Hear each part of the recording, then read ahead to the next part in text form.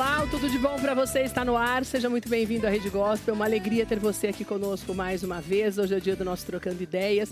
Antes de começarmos nossa conversa com os nossos convidados, já quero agradecer aos nossos parceiros por essa mesa tão bonita e gostosa, preparada pela Primícia Pães e Doces, que a gente ama. Muito obrigada ao Luiz da Primícia, ao Ivan, que sempre nos proporciona essas delícias. Estamos muito felizes hoje recebendo a doutora Adriana Durso com todo o amor do mundo e também os nossos bolinhos da Sodier Doces que nós amamos. Muito obrigada por essa parceria, que Deus os abençoe muito. A Adriana já apareceu na tela, já quero dar minha boa tarde para a Adri, que está aqui conosco. Quero deixar também o meu abraço para a Olga Tessari, que hoje teve um problema, não pôde estar conosco, algo que aconteceu agora há pouquinho, ela conversou com a gente. Olga, nosso beijo, nosso agradecimento a você que está sempre aqui com a gente. Hoje nós vamos falar de um assunto extremamente importante. Eu tenho duas pessoas muito queridas também na linha que vão participar da nossa conversa, junto com a doutora Adriana Durso. Nós vamos falar do caso Carolina Magalhães, que aconteceu em junho de 2022, lá em Belo Horizonte. Você está vendo aí a Paula, que é uma das melhores amigas da Carol, e também a Amanda, que é uma perita criminal. Vou contar um pouquinho dessa história antes de colocá-las na nossa conversa, para você se situar. Falou-se muito a respeito desse caso novamente nessa semana, justamente por quê? Porque foi indiciado, denunciado pelo Ministério Público, o namorado da Carol, na época, como a pessoa que a assassinou, porque a princípio se falou em suicídio. Mas desde o início, a família sempre disse que isso não teria a menor possibilidade de ter acontecido. E a família, juntamente com a Paula vai contar um pouco mais sobre isso para a gente. O que me emociona muito nessa história é quando você coloca toda a sua dor dentro de um potinho, sabe? Como se você guardasse a 4 chaves aquilo que você está perdendo de mais precioso, que é uma pessoa que você ama. No caso, a Carol, que tem filhos, que tem a família toda, que era querida por todo mundo, uma advogada conceituadíssima também em Minas Gerais. Você guardar todo esse sentimento para ir em busca de justiça. Não tem nada mais difícil, nós sabemos a dificuldade que é no nosso país, nós vermos, não é a falta da polícia agir, mas é a morosidade da nossa justiça muitas vezes. E alguns erros que podem acontecer que fazem com que o processo demore um pouco mais. E o que eles fizeram, tanto a Paula, conversando com a Paula sobre isso, quanto a família da Carol, foi justamente isso, sabe? Guardar no potinho, para esperar o momento certo de não comemorar, mas de agradecer a Deus por essa justiça que está começando a ser feita agora, que ele já foi colocado de uma maneira leiga, a doutora Adriana vai explicar para a gente melhor, mas já foi colocado como réu, ou seja, ele vai ser julgado por esse crime, já foi indiciado por homicídio triplamente qualificado. Traz a Carol de volta? Não traz. Diminui a dor? Não diminui. Mas nós podemos ver a justiça sendo feita num país em que o feminicídio está crescendo demais e no mundo acendeu-se um sinal de alerta absurdo por causa do número de mulheres que têm sido mortas todos os dias no mundo inteiro. Nós estamos falando de milhares de mulheres mortas todos os anos, de acordo com a ONU. Eu tenho os números para passar para você e eu quero que você preste atenção. São mais de 140 mulheres mortas todos os dias no mundo, só vítimas de feminicídio, pessoas que estão próximas dela, ou marido, ou namorado, ou ex-marido, ou ex-namorado. Este alerta que nós estamos fazendo aqui para você hoje é para você entender, por exemplo, no caso da Paula, ela começou um trabalho para ajudar as mulheres que são vítimas de violência, depois de perder a amiga. E nós temos visto isso, é o que nós precisamos fazer, e a gente sempre abre as portas do Tudo de Bom para você, para isso, para que cada vez mais nós possamos nos unir para denunciar, para cobrar da justiça, para fazer com que as mulheres entendam a necessidade de buscar ajuda quando está numa situação tão difícil como essa, que é a violência doméstica. Então, nós estamos unidas aqui hoje, todas as mulheres, para falarmos sobre isso, para acender esse alerta para você também, que muitas vezes vê uma discussão ao lado da sua casa, uma briga, uma gritaria, e você fala, tudo bem, não vou me meter. Isso não existe mais, porque quando você não se mete, você pode estar contribuindo para que essa pessoa morra. Então, é muito importante, tanto que nós temos testemunhas. No caso da Carol, a vizinha chegou a ouvir um barulho muito forte. Ela depois falou para a polícia, mas será que não poderia ter chegado ali, batido na porta, feito alguma coisa? Então está na hora de nós sermos mais, não é nem solidários, mas, sabe, termos mais amor pelas pessoas que estão ao nosso redor. Adriana, obrigada por você estar aqui com a gente. É um assunto difícil que a gente tem que falar sempre. E a Adriana, como advogada, nós falávamos sobre isso antes. A gente sabe da morosidade da justiça, mas a gente também não pode se omitir, que é o que tem acontecido muito, né, Adri? Bom, primeiramente é uma alegria estar aqui. Estávamos com saudade de você, participando aqui do Tudo de Bom, falando aqui com os telespectadores. Boa tarde a todos. E parabéns, Keila, por abrir as portas deste programa, falar de um tema tão importante, tão caro para a nossa sociedade quanto o feminicídio, né? Como você falou, os números são estarrecedores e a morosidade da justiça, de certa forma, acaba contribuindo para dificultar a resolução desses casos, né? Então, a gente tem uma dificuldade de resolver os casos, até por falta de investimento nas polícias dos estados, porque normalmente quem faz esse tipo de investigação é a Polícia Civil. E, infelizmente, o que nós vemos nas nossas delegacias é muita falta de investimento por parte do governo dos estados. Eu, particularmente, sou advogada criminalista, frequento muito delegacias e já cheguei a pedir um grampeador emprestado para grampear uma folha de papel. Não, e o delegado virou e falou, olha, a gente não tem dinheiro para comprar grampo para o grampeador.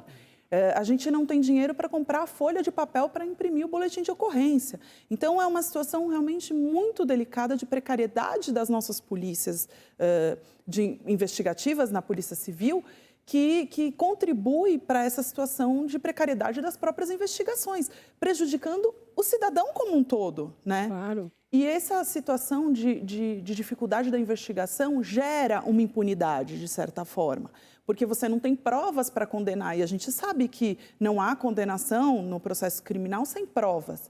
Então, a gente precisa de provas para poder condenar o indivíduo. E se essas provas não foram colhidas no momento certo, às vezes há dificuldade de você processar o indivíduo. Ou demora, ou muitas vezes você pode não conseguir. A prova, ela se perde. A gente fala, a prova, ela tem que ser colhida no momento da investigação, naquele momento inicial, onde está tudo muito claro, o desenho do que aconteceu ainda está formado. A própria prova testemunhal é uma prova que há estudos no sentido de que a testemunha esquece as coisas que aconteceram há um tempo atrás. Então, por exemplo, testemunhas que afirmam com veemência que o rapaz que cometeu o crime estava vestido de camiseta verde, você pega depois a imagem, ele estava de camiseta azul. A testemunha simplesmente confundiu com o passar do tempo. Então, realmente, as provas têm que ser colhidas imediatamente, o quanto antes, para você formar o desenho do que realmente aconteceu e, efetivamente, poder, ao final, condenar o indivíduo por um homicídio, por um feminicídio, por um crime. A Amanda vai falar com a gente sobre isso daqui a pouquinho, sobre essa coleta de provas. Nós até conversávamos sobre isso ontem ao telefone. Antes de apresentar a Amanda, eu quero falar com a Paula. Paula, muito obrigada por você estar aqui conosco. A Paula é uma serva de Deus e eu fiquei ontem muito emocionada. Fui dormir com a nossa conversa na cabeça, porque é muito difícil a gente perder pessoas que a gente ama. E a Paula usou uma frase antes da gente dormir, quando a gente se despediu, que ela falou assim, poxa, nós tínhamos tantos planos, eu e a Carol, não imaginei que fosse perdê-la tão rápido. E eu fiquei pensando, como a gente não pode fazer nada, e eu sempre penso assim, que é o que eu quero que você fale um pouquinho da Carol, ô Paula, antes da gente entrar exatamente nessa história desse namoro dela, que eu acho que até mata um pouco da saudade. A Paula trouxe tantas fotos para a gente, vou pedir para colocar no ar, enquanto você me fala um pouquinho da Carol. Quem era a Carol para você, Paula? Boa tarde, querida. Boa tarde, Keila. Muito obrigada, viu, pelo convite, pela oportunidade de estar aqui, né, honrando a Carol, falando dela. Realmente, a Carol, eu conheci há 21 anos atrás, quando o filho mais novo dela era bebezinho de colo. Ah, meu Deus! E ela era uma das pessoas mais doces. Todo mundo que conhece a Carol, que conheceu a Carol, fala a mesma coisa. Do quanto ela era doce, do quanto ela era sensível, generosa. Então, eu tenho muitas histórias, assim, de carinho mesmo com ela, de situações. Ela sempre tão amorosa comigo, com as minhas filhas, né, com meu marido. Eu a conheço desde quando eu comecei a namorar com meu marido. Essa foto aí foi um Réveillon que eu fiz na casa dela. Então, assim, temos muitas histórias. E ela, de fato, merece tudo que tem se levantado aí na internet, nas redes sociais, na mídia inteira, porque ela realmente merece ser honrada. Ser honrada, né? E exatamente, porque o que machucou todos nós que conhecemos a Carol foi a forma, né, como foi falada que ela morreu. Não só a dor de todo mundo, mas uma mentira descabida. Quem conhecia saberia que não era bem assim, né, Paulinha? Essa que é a verdade, né? Exatamente. Qualquer pessoa que conhecesse a Carol saberia que ela jamais ela pularia. Jamais. Ela era pai e mãe dos filhos dela.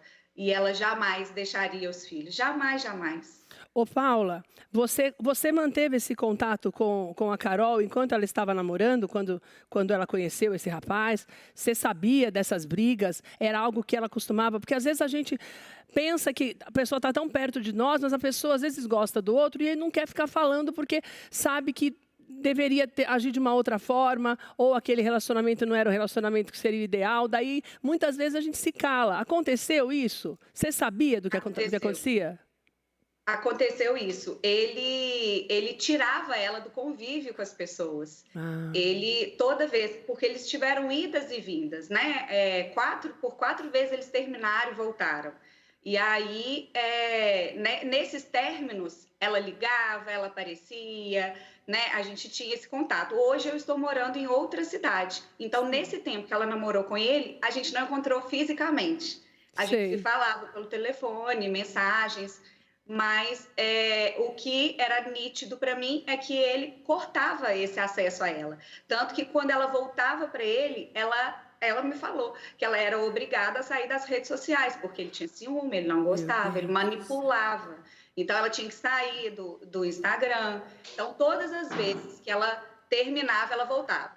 Aí ela voltava para ele, ela tinha que sair. Chegou ao cúmulo dela ter que colocar a foto no WhatsApp, era a foto com ele. E no dia que ela mudou, foi 3 meses antes dela ser morta, no dia que ela mudou a foto, colocou a foto dela com ele, eu lembro que eu chorei. Eu estava na estrada com a minha família. E eu chorei, eu olhei pro meu marido, eu falei, olha a foto do namorado da Carol. De novo, né? Me deu um nó.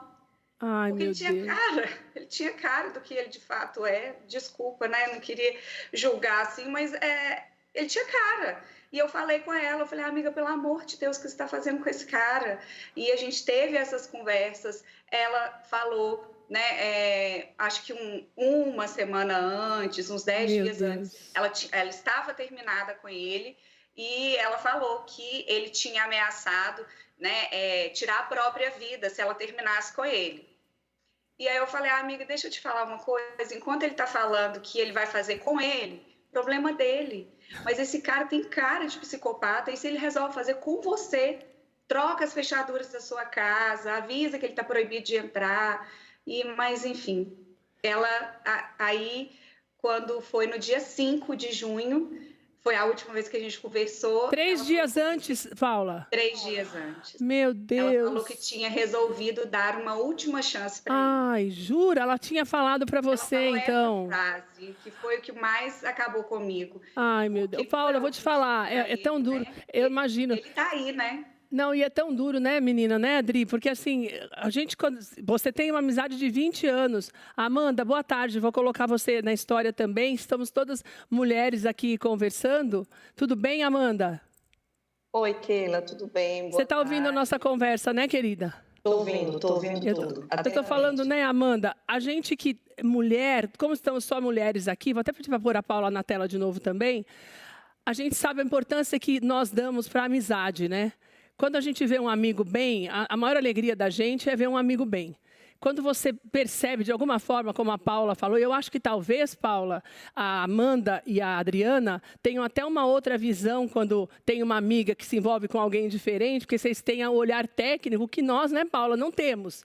A gente tem o olhar de amigos. Você não vai com a cara da pessoa, para a gente que é amigo já tá bom demais. Agora, eu fico imaginando, quando acontece o que aconteceu com a Paula, com uma pessoa como você, Adri, ou com você, Amandinha, que tem já o hábito, a Amanda é perita há muito tempo também, obrigada, Amanda, que você veio correndo para falar conosco. Já aconteceu isso com vocês? Vocês passarem, graças a Deus, nada tão duro como a Paula passou, mas vocês alertarem, vocês perceberem que tem alguma coisa errada e a gente que é amigo às vezes não ouve? É muito importante, Keila, essa informação das pessoas que estão próximas a respeito de um relacionamento tóxico. Normalmente, a pessoa que está num relacionamento, a mulher principalmente que está num relacionamento tóxico, ela não tem essa percepção. Então, quem está em volta precisa alertá-la, tem essa necessidade de alertá-la. Você já fez isso, Dri? Já aconteceu? Por vezes minha amiga só chorava, e eu falava, amiga, não é normal você chorar. Um relacionamento é para você estar com uma pessoa para estar feliz. Se você chora todos os dias, tem alguma coisa errada. Vai verificar o que tá. Vai pensar para verificar o que está errado para tocar a vida, para sair dessa. Porque realmente são situações. Ai, mas eu só choro, ele me chateia, ele não é legal, ele não me valoriza. Então, muda. Sai fora dessa, Já né? aconteceu, Amanda, com você também, querida, de você passar por uma situação como essa? Já sim, Keila. E eu escuto muito, ontem mesmo eu escutei de uma moça que comentou assim, Amanda, queria que todas as mulheres tivessem a sua força, tivessem a força de fulano para não permanecer em relacionamento assim. Mas a grande questão é que até mulheres fortes assim, elas também se veem em relacionamentos e a gente precisa falar sobre isso. Porque o agressor, ele é um grande e, em primeiro lugar, manipulador. Então, por mais forte que seja uma pessoa, esse poder de manipulação, ele é terrível. E se a pessoa não estiver muito consciente de tudo aquilo, e principalmente ela não tiver vergonha de falar sobre aquilo, porque muitas das vítimas têm vergonha. Elas entram nesse relacionamento, elas começam a passar por situações desagradáveis, comentam com as amigas, comentam com a família, acaba, volta, e chega um ponto que ela tem vergonha de falar que voltou, de falar que está passando por tudo isso, e aí é onde o problema só se agrava, porque ninguém mais vai ser informado sobre nada daquilo, pelo menos não pela boca dela, sabe? Então, a manipulação também atinge mulheres fortes, e aí a gente vem para uma grande necessidade de um maior investimento estatal no atendimento psicológico de mulheres. A gente tem uma falha muito grande no serviço de CAPS, do Sistema Público de Saúde, e o sistema CAPS, um atendimento psicológico adequado, resgata mulheres de ambientes de violência antes que ele entre na sua fatalidade. Sempre é o mesmo início, Keila, sempre se inicia do mesmo jeito, é uma crítica desnecessária, aí depois uma crítica exagerada, é um controle de com quem você fala, da roupa que você veste, de como você gasta seu dinheiro, é sempre a mesma história. Um feminicídio, que é o ápice da violência contra a mulher, ele não começa com um feminicídio.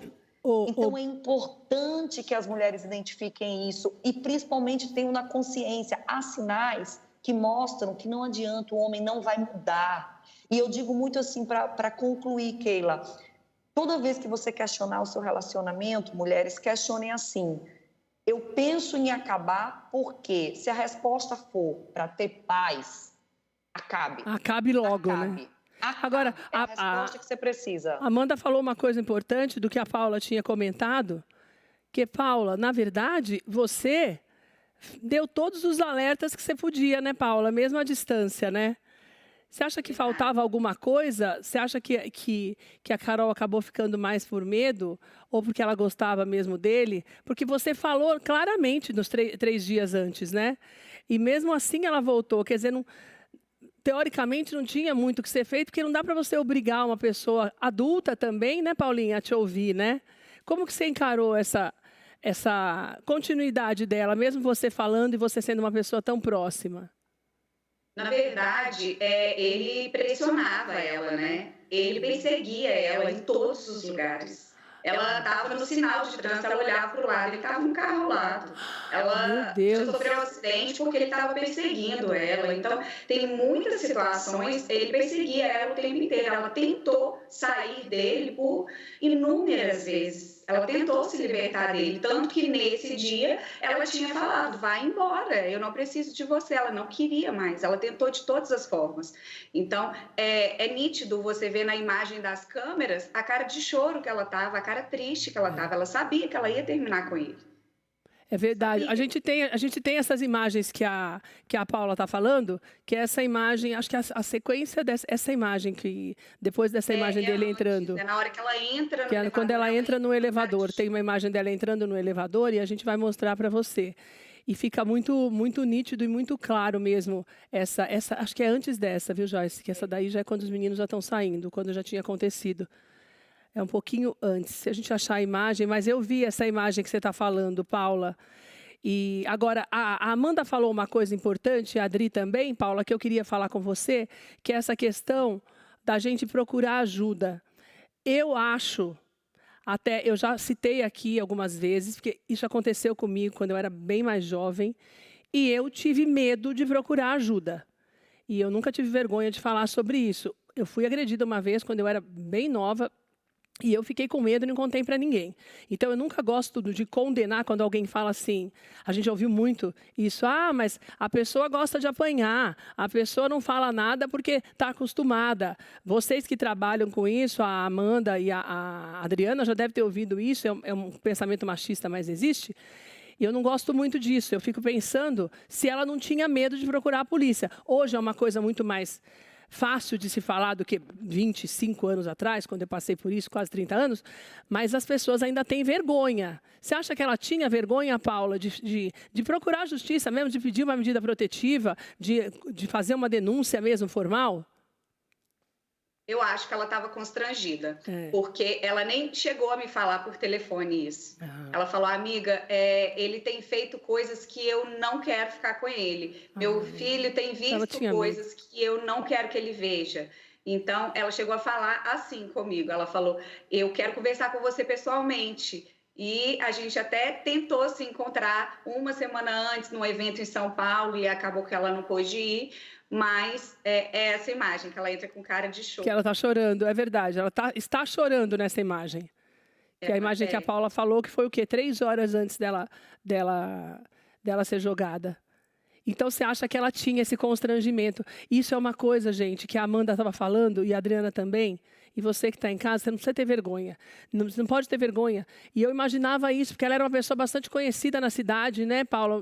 Ela tem um escritório muito conceituado, é uma profissional muito conceituada, né? Então, com certeza, havia esse constrangimento das pessoas começarem a comentar sobre isso, né? E também acho que ninguém nunca imagina que alguém vai ter coragem de fazer um negócio desse, né?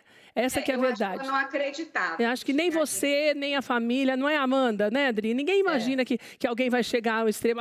Apesar da gente... Eu falava dos números no começo, os números da ONU que eu te falei, para você que está em casa, o ano passado foram 85 mil mulheres vítimas de feminicídio no mundo. São 160 por dia, cada 10 minutos uma mulher é assassinada no mundo, vítima de feminicídio. Apesar de tudo isso, dos números tão altos, a gente não se acostuma com isso como algo que pode acontecer com a gente. Né, Adri? De fato, ninguém está num relacionamento pensando que pode ser vítima de feminicídio. Pensando que vai morrer, né, gente? Porque a Amanda trouxe uma informação importante a respeito do manipulador.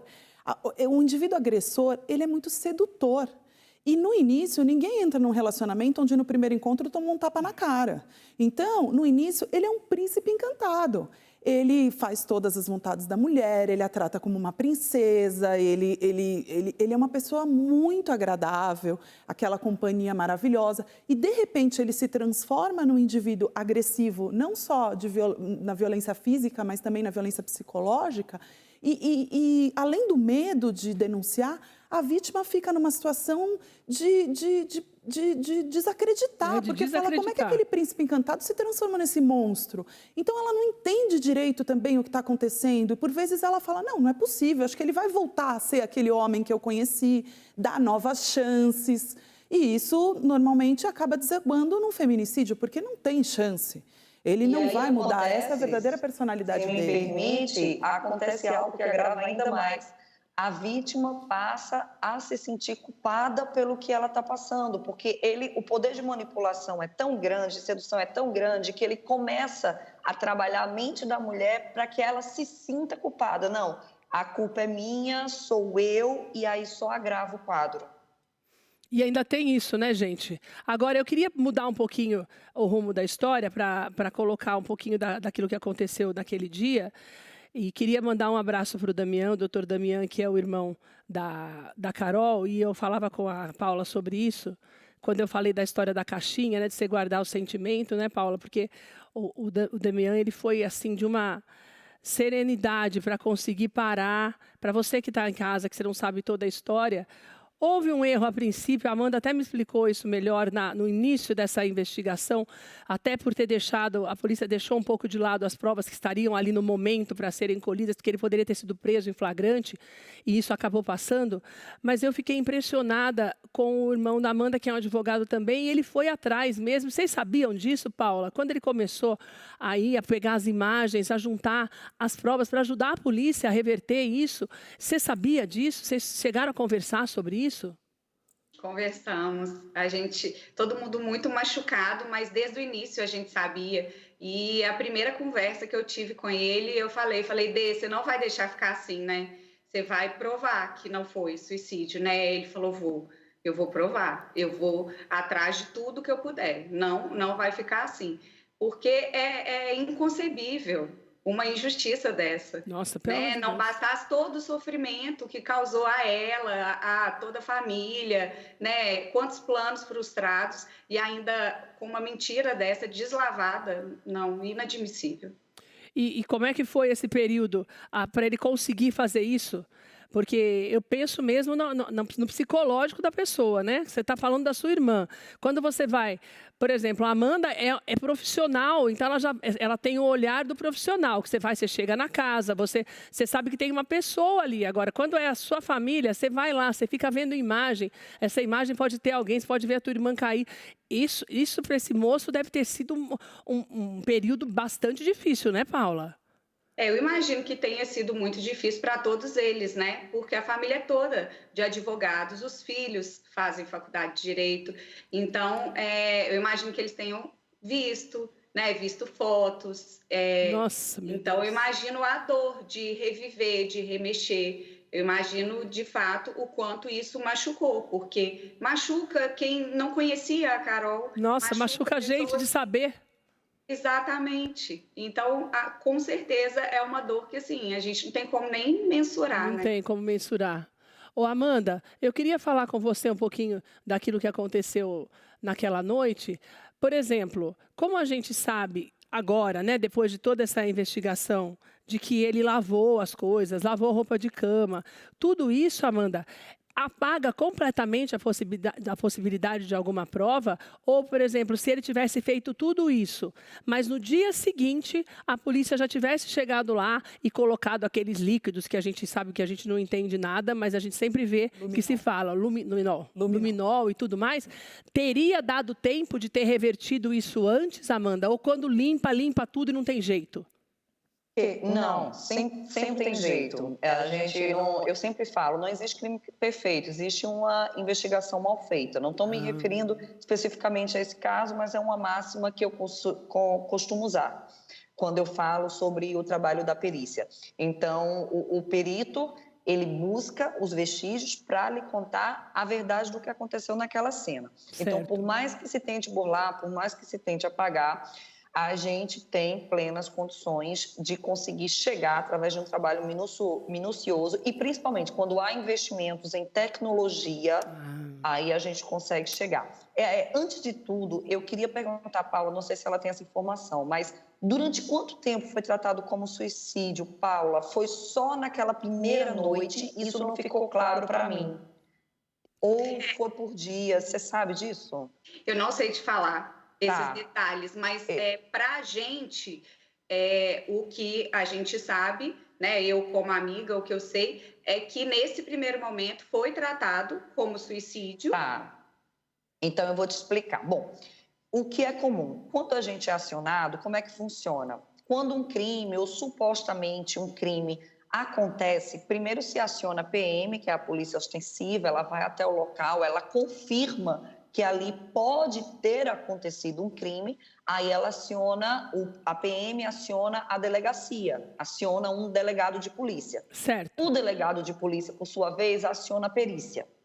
Nesses acionamentos, é comum, muitas vezes, se chegar a uma informação do que no fato não é. Por exemplo, Quando a gente trabalha com uma precipitação de um edifício, por exemplo, a tendência é que a ocorrência seja tratada naqueles primeiros acionamentos como suicídio. Tá. Quero requisitar uma perícia para um possível local de suicídio, até porque a PM chegou lá, informaram isso para a PM, não, uma moça se jogou, a PM vai passar isso para o delegado chama a perícia, e a perícia vai para um local onde supostamente aconteceu um suicídio ou qualquer situação. Então, isso não é algo incomum. Certo. Ali é o início de tudo. Então, nesse início, se tivesse sido tratado como suicídio, normal, são procedimentos básicos onde ainda não se houve uma investigação. E aí, quando a perícia começa a analisar aquela cena... Já ia descobrir logo, né, Amanda? Aí se consegue. Por isso que eu não sei se já após isso, já se falou que possivelmente não seria um suicídio. Para isso, é muito necessário que a perícia e o delegado se comuniquem. Não sei qual foi a situação lá, se o delegado, por exemplo, foi até a cena do crime, não sei, porque quando ele não vai, muitas vezes essa comunicação, ela não é rápida. Pode ser comprometida, daí você vai acabar dando tempo para acontecerem outras coisas. E por isso que a gente fala tanto, o tempo é inimigo do vestígio. O tempo que se passa é o vestígio que se perde, em todos os sentidos. A gente tem vestígios que são muito perenes, que o tempo é crucial para você perdê-lo. Então, numa investigação, a gente tem que utilizar esse mesmo princípio, o tempo é inimigo de uma investigação. Então, por isso é extremamente necessário que perícia e delegacia, elas andem muito alinhadas, elas vão até o local de crime juntos. Eu já fiz local, Keila, que eu fui acionada como sendo de um suicídio, eu estive no local, eu examinei tudo. No local, eu vi, era uma vítima de disparo de arma de fogo. No local, pelos elementos que eu vi que não se tratava de um suicídio. Na hora, mesmo com o delegado na cena, eu disse assim, olha, ainda não tenho como fechar esse diagnóstico, preciso acompanhar a necrópsia. Então, até então, estava sendo tratado como suicídio, eu fui acionada por um suicídio. Quando eu fui para a necrópsia, eu confirmei aqueles vestígios no corpo que me mostravam que não tinham sido um suicídio. É um excesso de cuidado, entendeu? Entendi. E aí eu falei com o delegado no mesmo dia, olha, não é, e aí passou-se a ser investigado como um homicídio. Então, pode ser que tenha acontecido isso, sabe? Não necessariamente que houve um erro, houve apenas o que, claro... Talvez essa falha na comunicação, né, Amanda? Uma falha numa comunicação rápida. Entendi. Uma falha numa comunicação rápida. Né? Exato. E aí levou a uma perda do flagrante. Não sei se foi isso que aconteceu, mas na minha visão e a experiência que eu tenho de 10 anos em local de crime é que isso tende a acontecer. Então, por isso que a gente sempre fala, a perícia e a delegacia, elas têm que estar muito alinhadas. E uma coisa muito bonita que a Adriana estava me falando aqui, Paula e Amanda, é justamente o empenho do advogado, nesse caso. Você tem uma família de advogados, né? No caso da Carolzinha, você tem uma família de advogados que ansiavam também pela justiça porque conheciam a pessoa, né? A pessoa não tinha nenhuma...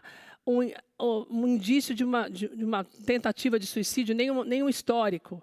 E a Adriana estava falando da importância também de você, dessa insistência, porque você acaba ajudando a polícia indiretamente a solucionar o caso, né? Porque foi o que aconteceu, na verdade. Como a Paula falou, quando ele falou, não, eu não vou desistir de provar, ele foi atrás, e ele conseguiu fazer as coisas de uma forma que foi juntando aquilo que precisava e chegou na delegada e as coisas foram, graças a Deus, acontecendo de uma forma quase que incontestável. Claro que ele nega, é um direito dele de negar, mas ele já foi indiciado, o que significa que eles têm provas o suficiente para dizer que ele realmente é culpado, né, Dri? Exatamente. O que acontece, que eu estava comentando com você fora do ar, é o trabalho do advogado criminalista, que por vezes ele é limitado pela visão da sociedade como defesa de alguém acusado de um crime.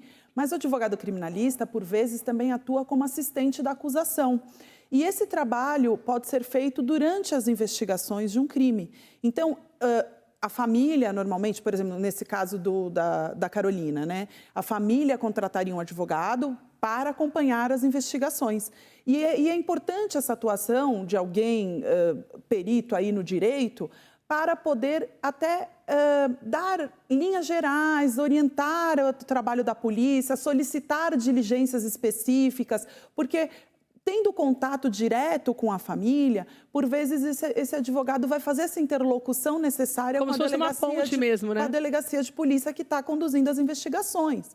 Então, é importante sempre ter alguém, nesse caso um advogado ou uma advogada, acompanhando esse trabalho já prévio de investigação, para objetivando toda a resolução do caso e a eventual condenação do indivíduo que cometeu aquele crime. Eu vou te falar, como leiga, não sei, a Amanda que tem mais experiência, a Paula também que é leiga, a impressão que eu tenho é que esse trabalho do irmão da Carol foi muito importante para esse desfecho, para essa reviravolta que se deu no caso, para essa comprovação de que realmente existia um culpado, que não era suicídio. Me dá essa, como leiga, né? A gente enxergando de fora, né, Paula? Você tem essa impressão também? Acho que foi a impressão que eu tenho é fundamental. que se não tivesse acontecido isso, pode ser que o culpado nunca fosse punido. Não estou dizendo, falando mal da polícia, não é isso, da justiça, não é isso. Mas a impressão que eu tenho é que foi assim uma coisa de Deus mesmo, esse menino, esse empenho dele, para que as coisas tivessem um rumo diferente, né? Com certeza. Não é essa, me dá essa impressão, né, Paula? Que é o que eu falei, é uma vitória.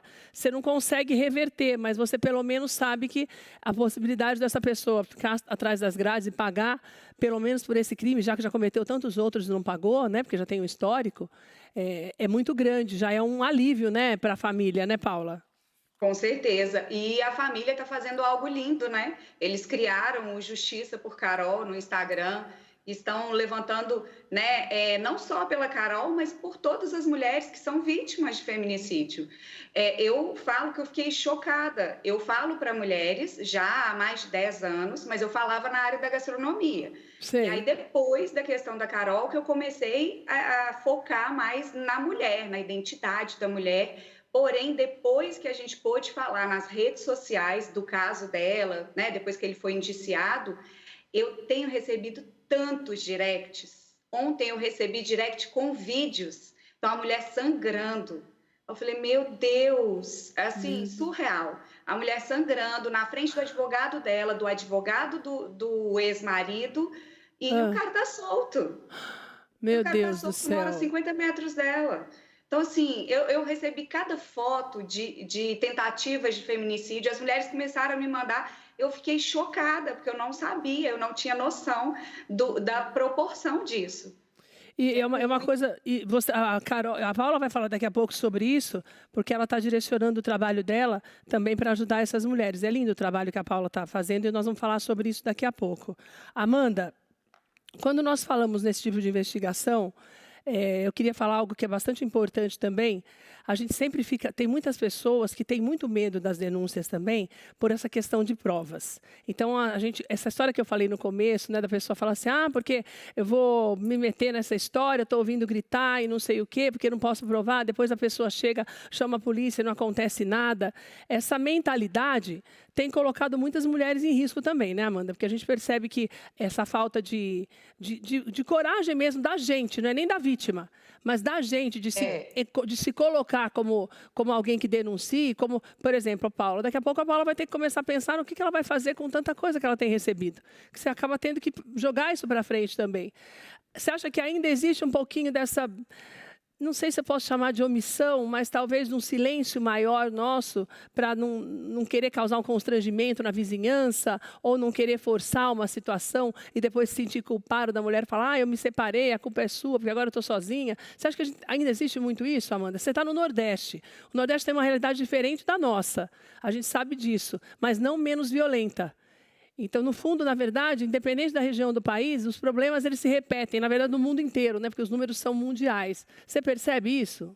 Não menos violenta e tem um agravante. Aqui eu ainda enxergo um machismo maior. E o machismo, ele é um dos fatores que levam a essa violência contra a mulher. A mulher é tida como posse, né?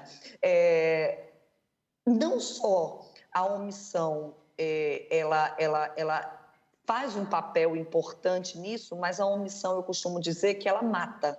A omissão, nesse caso, ela mata. É verdade. Então, para aquelas pessoas que têm receio em denunciar, que não querem mostrar a cara, tem a denúncia anônima. Então, eu digo a você, se você conhece alguém que está passando por um ciclo de violência, faça uma denúncia anônima. Na denúncia anônima, você não vai dar seu nome, você não vai dar seu endereço. Então, não tem como você responder por algo. Para que serve a denúncia anônima? Para que a polícia tome conhecimento do fato, é o que a gente chama de notícia criminis, e que possa começar a investigar. Se a polícia dá o start na investigação e não constata nada, ok, se encerra. Então, para você que conhece alguém, uma vizinha, uma amiga, que está passando por isso, que não teve coragem de denunciar, não se omita, porque a omissão pode matar. Use o artifício da denúncia anônima. Faça a polícia ter um conhecimento para que ela possa iniciar e combater esse problema da sua raiz. Keila, você tinha até me perguntado mais sobre a questão de se limpar a cena. E eu te falei, por mais que limpe, a gente consegue ver algo, porque o perito, ele tem um olhar diferenciado. O nosso olhar é totalmente diferente de um leigo. Então, imagina você, um leigo, limpando uma cena de crime. Ele, muitas vezes, não tem noção de detalhes que, para o perito, é algo básico. Então, naquela situação, por mais que ele limpou, eu vi parte desse laudo de local, foi um laudo belíssimo e, inclusive, mesmo que a polícia não tenha iniciado uma investigação de homicídio, eu tenho certeza que quando esse laudo fosse liberado, porque tem um prazo, demora um pouco, são muitos exames, então quando esse laudo fosse liberado, não tenho dúvida que se passaria a examinar como um homicídio. O irmão Dentro do que você viu lá, Amanda, porque ele deu celeridade. Dentro do que você viu lá no laudo, era muito claro que ele era culpado mesmo, Amanda? Assim, no laudo, o que é que a gente faz? No laudo, a gente usa critérios objetivos para chegar a um diagnóstico do que aconteceu. Se homicídio, se suicídio ou se acidente. Esse é o papel do perito criminal. Certo. Dizer se houve um acidente, um homicídio ou um suicídio. Claramente, no que a gente teve naquele laudo, se teria um homicídio. Não se teria um acidente, não se teria um suicídio e, com certeza, o perito concluiria por um homicídio. Olha só. Aí vamos para a autoria. Há elementos na cena que podem dar de cara à autoria. E há elementos que podem levar a uma suposição da autoria. Como o quê? Só tinha ele dentro daquele apartamento. Ninguém mais entrou dentro daquele apartamento. Não houve arrombamento. As câmeras de segurança não registraram ninguém mais entrando. Você entende? Não tinha outra pessoa para ser. Não tinha outra pessoa para ser. Não tinha outra pessoa para ser. Não tinha um DNA, uma mecha de cabelo presa na mão dele de quando ele arremessou. Isso seria um critério objetivo. Mas só tinha ele naquela cena. Não tem outra saída. Exato, entendeu? Entendi. Então, a perícia levanta tudo isso. E o irmão da Carol foi fundamental para acelerar esse processo. E uma coisa, Keila, para concluir, que eu escuto muito em vítimas que eu faço de suicídio. Eu já fiz uns 3 suicídios simulados na minha vida, de maridos, todos eles homens, contra suas companheiras que simularam suicídio. Olha só. E teve um pai que, quando eu soltei o laudo, esse pai, ele me procurou e ele chorou abraçado comigo, o pai dessa vítima. E ele dizia muito, muito, muito obrigada. E eu não entendia, porque assim, como assim? Eu soltei um laudo dizendo que sua filha foi morta. Entenda, sua filha foi morta com um tiro fatal na cabeça, de forma covarde e cruel, por motivo Mas todo. é diferente, Como né? você tá... Aí foi o que ele disse, não...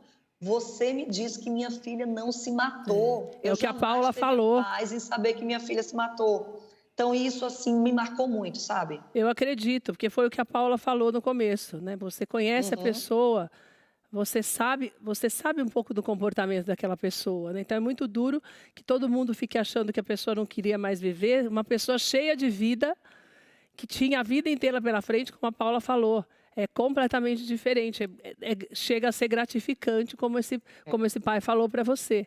Uma coisa também, Odri, antes da gente encerrar, que eu acho também importante que a gente fale, que vocês estão falando, tanto você quanto a Amanda e a Paula, essa questão da denúncia, e da gente começar a entender, porque e a Amanda acabou trazendo uma coisa que eu não tinha pensado, que é essa história de que não adianta, não existe o crime perfeito. Então, por mais que a pessoa negue que ela está sendo vítima de uma violência, se a gente denuncia, uma hora a própria pessoa, ela se libertando daquilo, ela vai agradecer, né, de ter tido essa oportunidade de alguém que dedou, que a pessoa fala, você está dedando, eu estou brigando, não sei o quê, mas você dá para essa pessoa uma nova oportunidade. Com certeza. Porque tem a maneira de descobrir de todas as formas, como a Amandinha falou, né? Com certeza. E eu sempre falo que a máxima que nós temos, que acho que já ficou ultrapassada, de que em briga de marido e mulher, ninguém mete a colher, isso já ficou para trás. Hoje em dia, você tem que sim meter a colher, você tem que se posicionar, você tem que denunciar quando você sabe de uma situação de violência. Até porque, particularmente, eu prefiro me meter no relacionamento da minha vizinha que está gritando, que seja, do que depois eu não conseguir dormir com a cabeça no travesseiro sabendo que ela foi morta e eu não fiz nada. Não falei nada nunca, né? E eu realmente me omiti naquela situação. Então, denunciem, façam a sua parte para poder auxiliar e evitar o fim trágico do feminicídio. E falando de feminicídio, Keila, é importante a gente mencionar aqui sobre o crime, que ele entra no nosso Código Penal há pouco tempo como uma situação de um homicídio qualificado. E agora, em outubro de 2024, através da Lei 14.994... Nós falamos sobre isso aqui com o Dr. Pedro e é muito importante, porque agora ele foi transformado em crime mesmo. autônomo. E a pena que era de 12 a 30 anos passou de ser de 20 a 40 anos, podendo ser aumentada de 1/3 até a metade em algumas situações, quando, por exemplo, a mulher está gestante, 3 meses após o parto, quando ela é mãe de uma criança ou adolescente deficiente, quando é menor de 14 anos ou maior de 60, quando aquele feminicídio foi cometido em uma situação de descumprimento de medidas protetivas. Também tem uma situação muito interessante quando o homicídio é cometido, o feminicídio é cometido na presença de ascendente ou descendente. E aí você vê como isso se agrava por conta da situação de, por exemplo, o pai matar a mãe na frente dos próprios filhos ou na frente dos pais dela, né? Então, o legislador foi muito feliz quando ele criminaliza o feminicídio como um crime autônomo. E mais do que isso, é importante a gente esclarecer que não é qualquer homicídio de mulher que é um feminicídio, né? Uma mulher morreu e aí vai a perícia entender se foi um feminicídio ou foi um homicídio com uma vítima do sexo feminino, né? Não interessa. Porque para ser feminicídio, o homicídio, né, o matar alguém, tem que ser cometido por razões da condição do sexo feminino. O que são isso? Numa situação de violência doméstica e familiar ou numa situação de menosprezo ou discriminação à própria condição de mulher. Então, todos esses elementos são necessários para a caracterização de um feminicídio. Não é simplesmente, matei uma mulher, mataram uma mulher, feminicídio, né? A gente tem que sempre fazer toda essa verificação, levantar as provas para poder caracterizar como um feminicídio. Mas para tudo isso é preciso denunciar. Ô, Paula, deixa eu te falar uma coisa. Como é que estão as crianças hoje? Os filhos da Carol? Você não está mais perto fisicamente, mas você ainda tem contato com a família, com os irmãos. Com essa notícia agora dessa possibilidade, né, maior agora dele ser julgado, a gente espera que o mais rápido possível. Como é que eles estão hoje? Na verdade, a família, né, tem lutado muito para que justiça se faça. E eles são muito amorosos, muito unidos, são todos muito conscientes. Então, eles me dão muito orgulho e também muita dor de vê-los passando por isso, né, por essa situação. Mas eles, na medida do possível, estão bem. Eu encontrei, né, até saí com um dos filhos dela, quando eu estive em BH no final de semana passado, e a gente passou a tarde no shopping, tomamos sorvete, conversamos. E eles estão bem na medida do possível, mas óbvio que esperando que justiça seja feita, né? Com toda certeza. Ô, Paula, qual é a lição que você tirou de tudo isso? Que me dá a impressão de que deu uma mudada na sua vida também, né? Você começou a direcionar o teu trabalho, você já é uma ministra do Senhor, você tem um trabalho de ajuda às mulheres há bastante tempo, como você falou, há mais de uma década. O que mudou na sua cabeça que está fazendo caminhar de uma maneira diferente agora? É que, na verdade, eu falo que a Carol era a pessoa que mais acreditava em mim. Ela me incentivava demais, era aquela amiga que estava ali sempre junto. Amiga, eu tenho certeza que vai dar certo, e me encorajava, e a gente fazia isso uma pela outra. E quando eu me vi sem a Carol, eu falei, meu Deus, quantas mulheres não sabem seu próprio valor? Quantas mulheres estão caladas? Quantas mulheres, principalmente, Keila, cristãs, que estão em casamentos abusivos porque acham que não podem se separar, porque é pecado se separar. Mas Deus é um Deus de amor. Ele não quer uma filha amada dele sendo abusada, sendo agredida. Não é isso. Não é isso que é casamento. Se o casamento já está nesse nível, certamente qualquer pai, se um pai natural, né, um pai mundano, já ia querer a filha separada, imagina Deus, que é um Deus de amor. Né? E eu me senti na obrigação de alertar as mulheres, de falar para a mulher, de quase pegar e sacudir, falar, mulher, saiba seu valor, se posicione, sabe? Não aceite migalhas, enquanto Deus tem um banquete inteiro para você. Fale, peça ajuda, busque, invista em você, para que você não passe por esse tipo de situação. E isso lá em 2022, que foi logo, né, que aconteceu essa situação. Mas logo depois que a gente anunciou, que foi há 2 semanas, que a gente falou nas redes sociais, eu comecei a receber uma chuva de direct de mulheres que passaram por essa situação, inclusive ex-namoradas desse cara, né, do sujeito, me mandaram mensagem, 3 mulheres. Meu Deus. 3. E a partir daí você o próprio sujeito fez um fake para me mandar mensagem, mas enfim. E você, a partir daí, está acolhendo essas mulheres, né, Paula? Sim. Virou mais uma causa minha agora. Porque se eu já queria que essas mulheres se posicionassem, soubessem a sua identidade, né, para que elas, de fato, vivam um relacionamento equilibrado, feliz, não só com outras pessoas, mas com elas mesmas. Sabe? Que elas saibam o seu próprio valor, que elas fiquem felizes de estar sozinha, por exemplo, né? De sair para o shopping sozinha, que elas estejam bem com elas mesmas, antes de querer estar com alguém. Então, essa virou uma grande causa minha agora, com tudo isso. Então, eu entendo que até na dor, nesse momento de grande dificuldade, a minha amiga está me abençoando, me dando a oportunidade de ajudar outras mulheres. Através dela, você tem ajudado muitas outras, né, Paula? Isso. Paula, você conte com a gente. Eu quero deixar na tela também o Instagram que a Paula falou, Justiça por Carol. E você também entre para começar a denunciar. É muito lindo o trabalho que a família da Carol está fazendo, porque eles estão, como a Paula explicou para você, eles estão colhendo depoimentos e tentando ajudar outras mulheres. Então, ali está sendo um canal também de denúncias. Então, às vezes, você se sente envergonhado de denunciar, através desse canal você pode fazê-lo também. Então, a Carol tem, de uma certa forma, também ajudado outras mulheres, como a Paula falou. Paula, a gente está à disposição para tudo o que você precisar. Quero te agradecer demais por você, mais uma vez, estar falando sobre isso. A gente sabe o que é a dor da saudade, mas eu também sei que tem um Deus que tem te fortalecido para que você seja um canal de bênção para tantas outras mulheres, viu? Então, estou muito feliz de você se dispor para estar aqui conosco hoje. Quando você estiver em São Paulo, vem tomar café com a gente aqui, vai ser uma alegria te receber, viu, Paula? Obrigada mesmo. Obrigada a você, Keila, pela oportunidade, por nos dar voz aqui, né, e por ajudar o projeto. E eu quero falar também que no dia 1º vai ter uma caminhada de mulheres e vai ter uma ala Justiça por Carol, tanto em Belo Horizonte quanto em São Paulo, que vai sair em Belo Horizonte, vai sair da Praça da Bandeira, eu postei no meu Instagram, e o Justiça por Carol também postou, tem os detalhes lá. Obrigada, Paulinha. Muito obrigada, viu? Amanda, quero te agradecer também por você estar aqui com a gente. Quando você estiver em São Paulo, venha nos visitar. Parabéns pelo teu trabalho.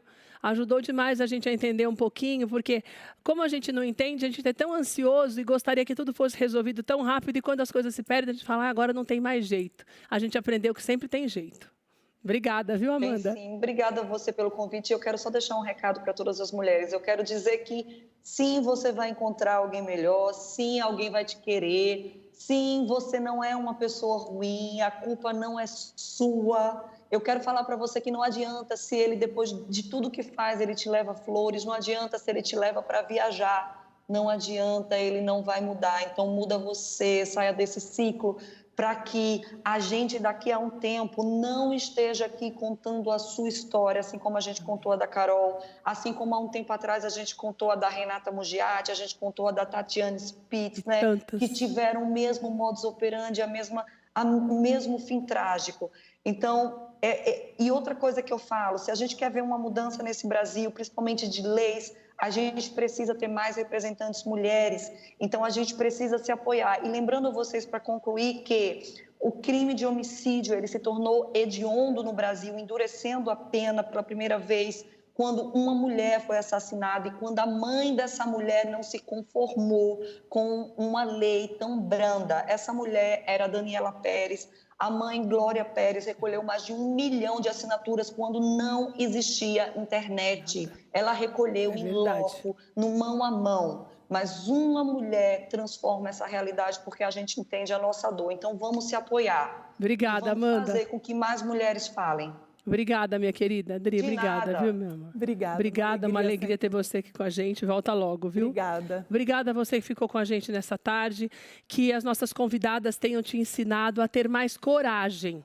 E para que nós possamos nos unir. Essa coragem não é para você sair por aí e falar para todo mundo. É para você ter pessoas em quem você confie, para que você possa dar o passo certo, no momento certo, e tendo, sim, o apoio que você precisa para tomar uma atitude e para ser feliz. Nós estamos aqui para vivermos bem e felizes. Então, que as nossas convidadas tenham te ensinado isso hoje. E que fique no seu coração o desejo de que cada vez mais nós possamos estar unidas para nos ajudarmos. Porque é esse apoio que vai mudando esse país. Um beijo para você, Deus te abençoe. A gente se vê amanhã às 2 horas da tarde com mais tudo de bom para você.